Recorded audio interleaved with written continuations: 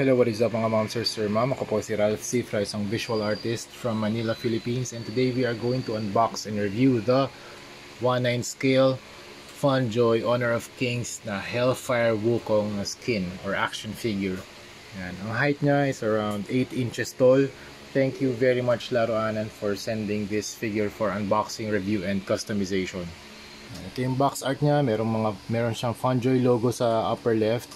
And meron din siyang sticker. So this one is original and authentic. Hindi siya fake, hindi siya KO, hindi siya bootleg.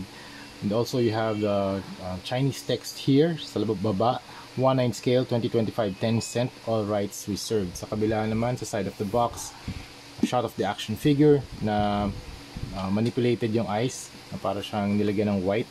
And also you have the poses here sa likod and accessories. Unfortunately, yung copy natin, wala siyang bow or staff. So gumawa na lang ako ng sarili natin na custom na scratch build. Meron din akong separate video for this kung paano ko siya ginawa. It's just a barbecue stick, glue gun, at saka mga cardboard. So yun nga, unfortunately wala dito yung staff. Dito siya dapat nakalagay sa side. Pero yun nga, walang laman. Pero sealed naman to. Kaya yun nga lang, may mga ganun klaseng mga issue talaga minsan pag bumibili tayo ng mga toys, minsan may mga missing accessories. Okay, so ito na yung action figure in hand. Super nice na sculpt. It's like a molten rock style kind of armor. Tapos sa loob, nandun yung lava or hellfire.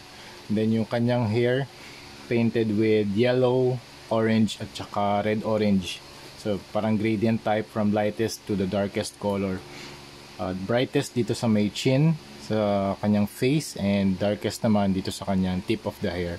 And also yung kanyang chest armor made of rocks, solid rock design, molten rock. Tapos dito sa kanyang mga parang shoulder type of armor, medyo sharp lang to, ingat kayo dyan. Ito yung shoulder type, shoulder armor niya, ganun din, rocks. Yun yung overall theme ng Hellfire na Wukong skin from the game Honor of Kings. Tapos ito sa crotch piece, meron siyang pointed area dito sa waist, and yung middle of the stomach, orange din. So overall color scheme, orange, purple, black. Meron black dito. A very dark purple. Tapos sa mga cracks, nandun yung mga lava. Very cool design. Tapos dito sa likod, meron siyang part na pwede mong tanggalin para pwede mong i-attach yung mga fire effects. Itong fire effects, very cool kasi translucent siya. Tapos meron din mga orange na spray para ma-emulate talaga yung fire.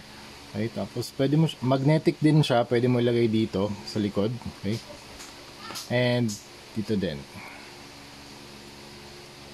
one in the left and one at the right part. Okay, tapos pag na-equip na siya, magkakaroon na siya ng fire effect from the back.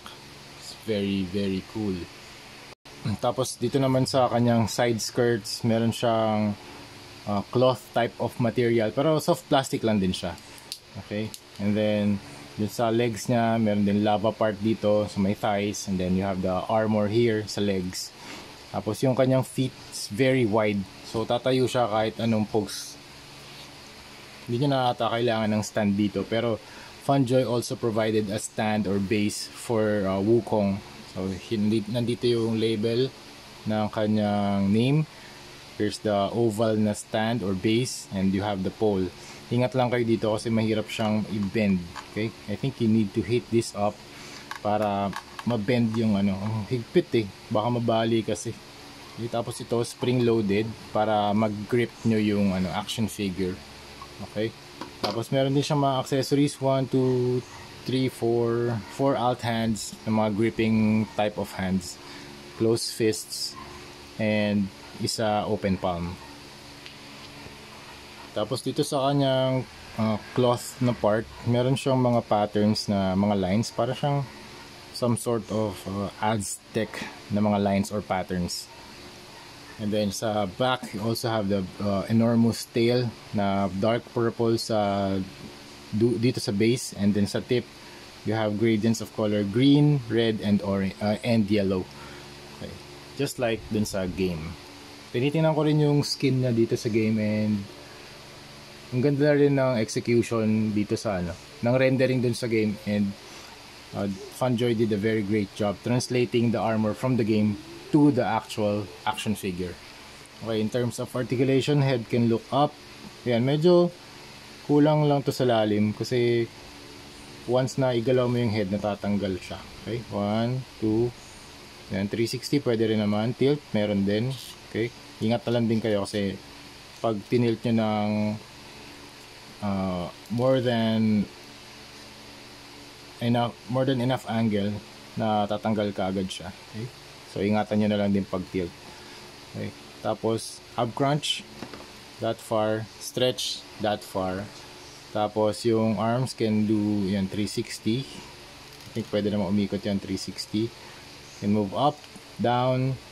Meron ba siyang rotation? Meron. Tapos elbow more 90 degrees lang kasi na-hinder ng armor. Okay, 90 degrees nga lang. Tapos ball joint yung kanyang kamay, and meron siyang chest cut na okay, can move that far, can move that far. Tapos yung waist can do 360. Ito bendable naman yung side skirts niya. Tapos kicks can do that far. Medyo ratchet yung kanyang yung kanyang legs. Ingat lang din tayo dito. Ratchet nga ba to? O mahigpit lang ata. Siguro kailangan natin siyang painitin. Okay? Okay. Wukong can kick that far and bend yung knee. Yan, double jointed knee naman siya. Tapos yung kanyang paa is on a ball joint. Okay?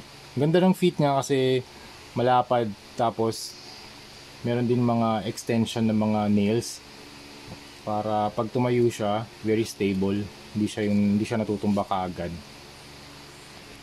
So yun mga ma'am sir, that's it. Yun ang ating review ng 1/9 scale Funjoy Wukong na Hellfire skin from the game Honor of Kings. And ito yung ginawa nating, equip ko na rin para makita nyo kung paano siya nag-work. So ganito yung fit test natin sa custom na staff. So this one is a scratch build made from barbecue stick, wires, and chains. Tapos meron ditong cardboard na molded by a glue stick. Okay? So yun muna mga momsters. Unfortunately, wala siyang kasamang bow, so gumawa na lang tayo. Again, if you want to get this Hellfire skin from the Honor of Kings na Funjoy 1/9 scale, punta lang kayo sa Laruanan on Facebook and Shopee. Thank you very much Laruanan for sending this toy or action figure for unboxing, review, and customization. Thank you very much for watching, and see you sa next video. Bye bye.